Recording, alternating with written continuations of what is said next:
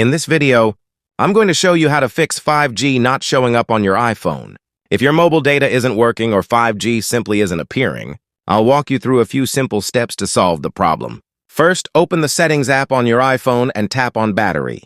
Scroll down and select Power Mode, then make sure Low Power Mode is turned off. Next, go back to the main settings page and turn on Airplane Mode. Wait for about 5 to 10 seconds, then turn Airplane Mode off again. After that, check to see if 5G is now working. If the issue is still not fixed, tap on Wi-Fi and turn it off. Then go back to Settings and select Mobile Service. Choose your SIM from the list, tap on Voice and Data, and make sure 5G Auto is selected. Go back, tap on Data Mode, and ensure Allow More Data on 5G is enabled. If 5G is still not showing up, go back to Settings, tap on General, scroll down, and select Transfer or Reset iPhone.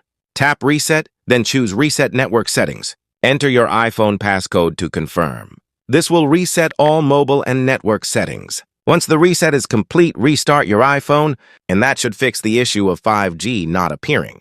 Let me know in the comments if you found this video helpful.